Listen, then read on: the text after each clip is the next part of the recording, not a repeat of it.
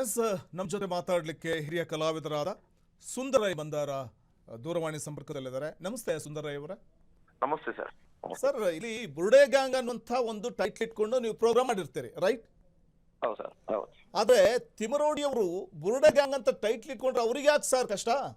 ಅವ್ರು ಯಾಕೆ ನಿಂದನೆ ಮಾಡಬೇಕು ಅಂತ ನಮ್ದು ಪ್ರಶ್ನೆ ಕೂಡ ಸರ್ ಅದೇ. ಹ್ಮ್ ಬುರುಡೆ ಅಂದ್ರೆ ಹ್ಮ್ ಒಂದು ಸುಳ್ಳು ಅಂತ ಅರ್ಥ ಲೆಕ್ಕದಲ್ಲಿ, ಹೌದಲ್ಲ ಸರ್? ಬುರುಡೆ ಬಿಡ್ತಾರೆ ಅಂತಾರಲ್ಲ, ಹಂಗೆ ಬಿಡ್ತಾರೆ ಅಂತ ಅರ್ಥ. ಇನ್ನೊಂದು ನಮ್ಮ ತುಳುವಲ್ಲಿ ಬುರುಡೆ ಅಂದ್ರೆ ನಶ್ಯದ್ದು ಒಂದು ಡಬ್ಬಿನ?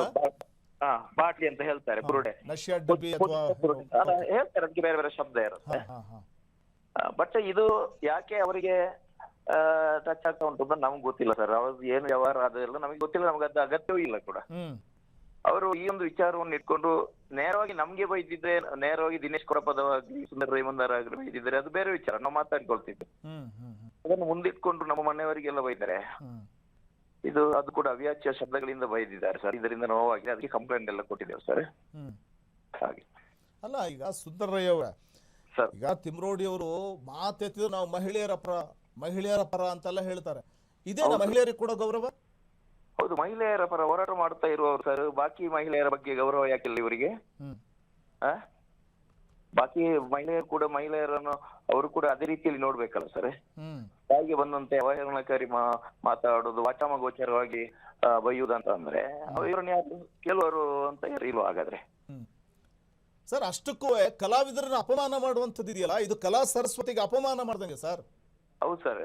ನೋಡಿ, ನಾವು ಯಾವುದೇ ಸಿನಿಮಾ ಆಗ್ಲಿ, ಯಾವುದೇ ನಾಟಕ ಆಗ್ಲಿ, ಯಾವುದೇ ಇದು ಮಾಡುದಾದ್ರೆ ಅದರ ಪ್ರಾರಂಭವಾಗುವ ಮೊದಲು ಅದರಲ್ಲಿ ನಾವು ಪೋಸ್ಟರ್ ಹಾಕ್ತೇವೆ ಸರ್. ಈ ಸಂಚಿಕೆಯಲ್ಲಿ ಬರುವಂತ ಎಲ್ಲಾ ಪಾತ್ರಗಳು ಕಾಲ್ಪನಿಕ, ಇದನ್ನು ಹಾಸ್ಯ ರೂಪಕವಾಗಿ ತೆಗೊಳ್ತೇವೆ. ಅದನ್ನ ಹಾಗೆ ಹಾಸ್ಯವಾಗಿ ತೆಗೊಳ್ಬೋದಿತ್ತು. ಇಷ್ಟೊಂದು ದೊಡ್ಡ ವಿಚಾರ ಮಾಡುವಂತದ್ದಿಲ್ಲ. ಮತ್ತೆ ಫೇಸ್ಬುಕ್ ಅದರಲ್ಲಿ ಬಾಯಿಗೆ ಒಂದಾಗಿ ಬೈತಾ ಇದ್ದಾರೆ. ನಾವು ಅದನ್ನೆಲ್ಲ ಕೇರ್ ಮಾಡುವುದಲ್ಲ ಸರ್. ಏನ್ ಮಾತಾಡ್ಲಿ, ಅದವ್ರ ಜನರೇ ಅನ್ನೋ ಬಯಸ್ಕೊಳ್ತಾರೆ. ಅದು ಕೂಡ ಫೇಕ್ ಐಡಿಯನ್ನು ಇಟ್ಕೊಂಡು ಬರೆದು ಇದು ಮಾಡ್ತಾ ಇದ್ದಾರೆ. ನಮ್ಗೆ ಅದೆಲ್ಲ ವಿಚಾರವಿಲ್ಲ ಸರ್, ಅದೆಲ್ಲ ದೊಡ್ಡ. ಈಗ ಈ ಕಲಾವಿದರು ಒಂದು ಟೈಟ್ಲ್ ಬುರುಡೆ ಗ್ಯಾಂಗ್ ಅನ್ನುವಂಥ ಟೈಟ್ಲ್ ಇಟ್ಕೊಂಡು ನೀವು ಒಂದು ಪ್ರೋಗ್ರಾಮ್ ಮಾಡ್ತೀರಿ.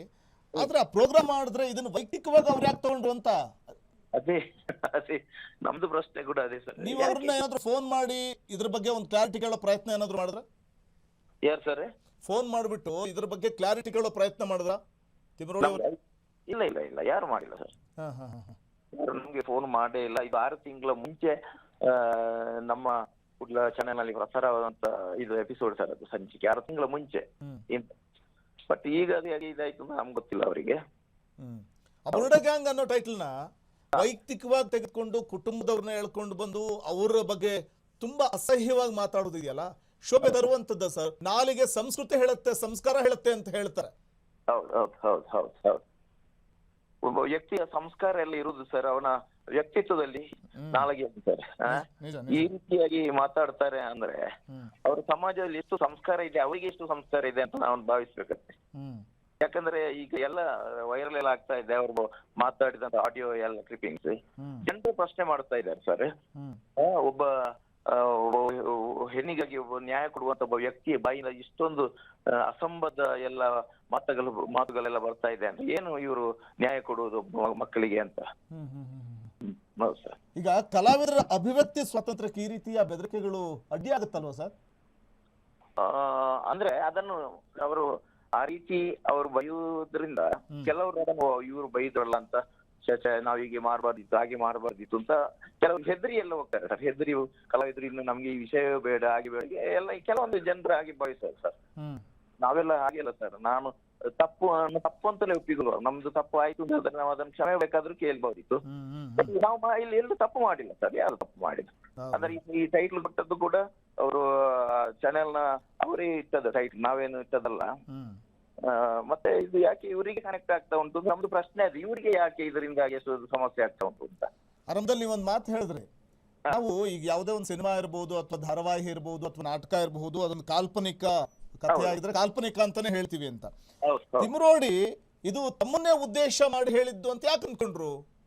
ಹಾಗಾದ್ರೆ ಇವ್ರದ್ದು ಬುರುಡೆ ಗ್ಯಾಂಗ್ ಅಂದ್ರೆ ಇವರು ಅದರಲ್ಲಿ ಇನ್ವಾಲ್ವ್ ಆಗಿದ್ದಾರೆ ಅಂತ ಪ್ರಶ್ನೆ ಸರ್. ಹಾಗಾದ್ರೆ ಅಲ್ಲ, ಬುರುಡೆ ಗ್ಯಾಂಗ್ ಅಂತಂದ್ರೆ ನಾವೇ ಅಂತ ಅಂದ್ಕೊಂಡಂಗ ಆಯ್ತಲ್ಲ ಇವ್ರು ಪರೋಕ್ಷವಾಗಿ.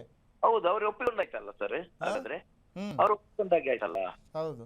ಬುರುಡೆ ಅಂದ್ರೆ ಏನು, ಅದು ಮಾಮೂಲಿ ಶಬ್ದ, ಎಷ್ಟೋ ಜನರು ಅದನ್ನು ಉಪಯೋಗ ಮಾಡ್ತಾ ಇದ್ದಾರೆ. ಇದು ಇವರಿಗೆ ಕನೆಕ್ಟ್ ಯಾಕಾಯ್ತು ಅಂತ ನಮ್ದು ಪ್ರಶ್ನೆ ಸರ್. ಈಗ ಪೊಲೀಸ್ ಠಾಣೆಯಲ್ಲಿ ಏನಂತ ದೂರು ಕೊಟ್ಟಿದ್ದೀರಿ ಸರ್? ಮಹೇಶ್ ಶೆಟ್ಟಿ ತಿಮರೋಡಿ ಅನ್ನೋ ಒಬ್ಬ ವ್ಯಕ್ತಿ ನಮ್ಮ ತಾಯಿಯ ಬಗ್ಗೆ, ನಮ್ಮ ಹೆಂಡತಿಯ ಬಗ್ಗೆ ಎಲ್ಲ ಅವಹೇಳನಕಾರಿಯಾಗಿ ಮಾತಾಡಿದರೆ ನಮಗೆ ನ್ಯಾಯ ತೆಗೆದುಕೊಡ್ತೀರ ಅಂತ ನಾವು ದೂರು ಕೊಟ್ಟಿದ್ದೇವೆ ಸರ್. ಈಗ ಈ ಹಲವಾರು ಪ್ರಕರಣಗಳಲ್ಲಿ ಭಾಗಿಯಾಗಿರುವಂತಹ ವ್ಯಕ್ತಿಗಳು ಕಲಾವಿದರಿಗೆ ಬೆದರಿಕೆ ಹಾಕುವಂತದ್ದು ಕಾನೂನು ಸುವ್ಯವಸ್ಥೆಗೆ ಸವಾಲು ಅಂತ ಹೇಳ್ಬೋದಾ ಅಂತ. ಹೌದೌದು. ಅಲ್ಲ ಸರ್, ನಾವು ಈಗ ಇಂತ ಸನ್ನಿವೇಶ ಬಂದಾಗ ಇದನ್ನು ಕಾನೂನು ರೀತಿಯಲ್ಲಿ ನಾವು ಹೋರಾಟ ಮಾಡದೇ ಇದ್ರೆ ಸರ್, ಮುಂದೊಂದು ದಿನ ಬೇರೆ ಕಲಾವಿದರಿಗೂ ಕೂಡ ಇದೇ ರೀತಿ ಅನ್ಯಾಯ ಆಗ್ತದೆ ಸರ್. ಹೌದಲ್ಲ ಸರ್? ಏನೋ ಒಂದು ಶಬ್ದ ಇವರು ಅದನ್ನು ಹಾಸ್ಯವಾಗಿ ತೆಗೆದುಕೊಳ್ಬಹುದಿತ್ತು. ಒಬ್ಬ ಮನುಷ್ಯನಿಗೆ ಅವರಿಗೆ ಒಂದು ಹಾಸ್ಯ ಪ್ರಜ್ಞೆ ಇರ್ತಿದ್ರೆ ಅದು ದೊಡ್ಡ ಸಂಗತಿ ಅಲ್ಲ ಅಂತ ತೆಗೆದುಕೊಳ್ಬೋದಿತ್ತು ಅವರಿಗೆ. ಬಟ್ ನಾವು ಕಾನೂನಿನ ಅಡಿಯಲ್ಲಿ ನಾವು ಹೋರಾಟ ಮಾಡ್ತಾ ಇದ್ದೇವೆ ಸರ್. ಎಲ್ಲಿವರೆಗೆ ಬರ್ತದೆ ಅದನ್ನು ಬಿಡುವ ಪ್ರಶ್ನೆ ಇಲ್ಲ ಸರ್. ಅವರ ಕಡೆಯಿಂದ ಕೆಲವೊಬ್ರು ನಮ್ಗೆಲ್ಲ ಫೋನ್ ಎಲ್ಲ ಮಾಡಿ ಮಾತಾಡ್ತಾ ಇದ್ದಾರೆ, ಅದೆಲ್ಲ ದೊಡ್ಡ ವಿಚಾರವಲ್ಲ. ನಾವು ಅದನ್ನು ಫೇಸ್ ಮಾಡುವ ತಾಕತ್ತು, ಧೈರ್ಯ ಎಲ್ಲ ನಮಗುಂಟು ಸರ್. ಆ ಕಾರಣದಿಂದಲೇ ಈ ಕೆಲಸಕ್ಕೆ ನಾವು ಇದ್ದದ್ದು. ಈಗ ಸಾರ್ವಜನಿಕ ಜೀವನದಲ್ಲಿರುವಂತವರು ಅಂತವರಿಗೆ ಟೀಕೆಗಳು ಸಾಮಾನ್ಯ. ಅದು ಇಲ್ಲಿ ನಿಮ್ ಕಡೆಯಿಂದ ಯಾವುದೇ ರೀತಿಯಲ್ಲೂ ಅಪಮಾನ ಅಥವಾ ಅವಮಾನ ಆಗಿಲ್ಲ, ಟೀಕೆಗಳಾಗಿಲ್ಲ. ಇಷ್ಟಾದ್ರೂ ಕೂಡ ಅದನ್ನ ವೈಯಕ್ತಿಕವಾಗಿ ತಗೋತಾರೆ ಬುರುಡೆ ಗ್ಯಾಂಗ್ ಅನ್ನುವಂಥ ಟೈಟಲ್ ಅನ್ನ ಅಂತಂದ್ರೆ ನಿಜಕ್ಕೂ ಬಹುಶಃ ಇದೆಲ್ಲೋ ಒಂದ್ ಕಡೆ ಕಲಾವಿದರನ್ನೂ ಕೂಡ ಗುರಿಯಾಗಿಸ್ಕೊಂಡು ಮಾತಾಡುವಂಥದ್ದು, ಅವ್ರ ಕುಟುಂಬದವ್ರನ್ನ ಎಳೆದು ತರೋದು ತಿಮರೋಡಿ ಅಂತವ್ರಿಗೆ ಎಷ್ಟು ಶೋಭೆ ತರುತ್ತೆ ಸರ್ ಒಬ್ಬ ಹಿರಿಯರು. ನಾವು ಈ ಮುಂಚೆ ಯಾರು ಮಹೇಶ್ ಶೆಟ್ಟಿ ತಿಮರೋಡಿ ವ್ಯಕ್ತಿ ಯಾರು ಅಂತ ನಮ್ಗೆ ಗೊತ್ತಿಲ್ಲ ಸರ್. ಅವ್ರದ್ದು ಏನು ಹೋರಾಟ ಅದರ ಬಗ್ಗೆ ಕೂಡ ನಮ್ಗೆ ಏನು ಗೊತ್ತಿಲ್ಲ. ನಾವು ನಮ್ಮಷ್ಟಿಗೆ ನಾನು ಸುಮಾರು ಒಂದು 33 ವರ್ಷಗಳಿಂದ ರಂಗಭೂಮಿ ಆಗ್ಲಿ, ಸಿನಿಮಾ ಆಗ್ಲಿ, ನಾಟಕ ಮತ್ತೆ ಯಕ್ಷಗಾನ ಇಂತ ಕೆಲಸ ಎಲ್ಲ ಮಾಡ್ಕೊಂಡು ಇದ್ದಾರೆ ಸರ್. ಮತ್ತೆ ಅವರು ಯಾಕೆ ಈ ವಿಚಾರವನ್ನು ವೈಯಕ್ತಿಕವಾಗಿ ತಗೊಂಡು ಕಲಾವಿದರನ್ನು ಅವಹೇಳನಕಾರಿಯಾಗಿ ಮಾತನಾಡಿದ್ದಾರೆ ಅಂತ ನಮ್ಗೆ ಗೊತ್ತಿಲ್ಲ ಸರ್. ಅದರ ಹಿಂದೆ ಬ್ಯಾಕ್ ಗೊತ್ತಿಲ್ಲ. ಈಗ ನೀವು ದೂರು ಕೊಟ್ಟಿರೋದ್ರಿಂದ ಅವ್ರ ಮೇಲೆ ಆಕ್ಷನ್ ತೆಗೆದುಕೊಳ್ಬೇಕು. ಸೊ ವಾಟ್ ನೆಕ್ಸ್ಟ್ ನಿಮ್ಮ ಸ್ಟ್ಯಾಂಡ್ ಏನಾಗಿರುತ್ತೆ ಅಂತ? ಸರ್, ನಮ್ ಕಾನೂನಿನ ಮೇಲೆ ಗೌರವ ಉಂಟು ಸರ್. ಈ ಮಣ್ಣಿನ ಕಾನೂನಿನ ಮೇಲೆ ನಮಗೆ ಅಪಾರವಾದ ಗೌರವ ಇದ್ದವರು ನಾವು ಕಲಾವಿದರು. ಕಾನೂನಿನ ಅಡಿಯಲ್ಲಿ ಅದಕ್ಕೆ ಏನೆಲ್ಲ ವ್ಯವಸ್ಥೆ ಆಗ್ಬೇಕು ಅದು ಪೊಲೀಸರು ಖಂಡಿತವಾಗಿ ಈ ಬಗ್ಗೆ ಕ್ರಮ ಕೈಗೊಳ್ಳುತ್ತಾರೆ ಅನ್ನೋ ವಿಶ್ವಾಸ ಇದೆ ನಮ್ಗೆ. ಮುಂದೊಂದು ದಿವಸದಲ್ಲಿ ಇಂಥ ಬೆಳವಣಿಗೆ ಆಗ್ಬಾರ್ದು ಸರ್. ಖಂಡಿತ ಇಂಥ ಬೆಳವಣಿಗೆಗಳು ಆಗ್ಬಾರ್ದು. ಯಾಕಂದ್ರೆ ಕಲಾವಿದರು ಅಂದ್ರೆ ಸಮಾಜವನ್ನು ಸಾಧ್ಯವಾದಷ್ಟು ಮಟ್ಟಿಗೆ ಪರಿವರ್ತನೆ, ತಪ್ಪು ದಾರಿಯಲ್ಲಿ ಹೋಗುತ್ತಿದ್ರೆ ನಮ್ಮ ಸಂದೇಶದ ಪ್ರಕಾರ ಅದನ್ನು ಸರಿದಾರಿಗೆ ತರುವಂತ ಒಂದು ದೊಡ್ಡ ಜವಾಬ್ದಾರಿ ನಮಗೆಲ್ಲ ಉಂಟು ಸರ್. ಸತ್ಯ ಸತ್ಯ ನಮ್ಗೆ ಗೊತ್ತದಲ್ಲ. ಯಾಕಂದ್ರೆ ಈವರೆಗೂ ಯಾವುದೇ ವಿವಾದವನ್ನು ನಮ್ಮ ಮೈ ಮೇಲೆ ನಾವು ಎಳೆದುಕೊಂಡವರಲ್ಲ. ಇಂಥ ವಿವಾದಗಳು ಬಂತುದಾದ್ರೆ ಅದನ್ನು ನಾವು ಎದುರಿಸುವುದಕ್ಕೂ ನಾವು ತಯಾರಿದ್ದೇವೆ ಸರ್. ಓಕೆ ಸುಂದರರಾಯ್ ಮಂದಾರ ಅವರೇ, ಫ್ರೀಡಮ್ ಟಿವಿ ಜೊತೆ ಮಾತಾಡಿದ್ದಕ್ಕೋಸ್ಕರ ಧನ್ಯವಾದ ತಮಗೆ. Thank you sir. Thank you. ಕ್ಷಣ ಕ್ಷಣದ ಸುದ್ದಿಗಳಿಗಾಗಿ ಫ್ರೀಡಮ್ ಟಿವಿ ಸಬ್ಸ್ಕ್ರೈಬ್ ಮಾಡಿ, ಲೈಕ್ ಮಾಡಿ ಹಾಗೂ ಫಾಲೋ ಮಾಡಿ. ಹೊಸ ಸುದ್ದಿಗಳ ನೋಟಿಫಿಕೇಶನ್ಗಾಗಿ ಬೆಲ್ ಐಕಾನ್ ಮೇಲೆ ಕ್ಲಿಕ್ ಮಾಡಿ.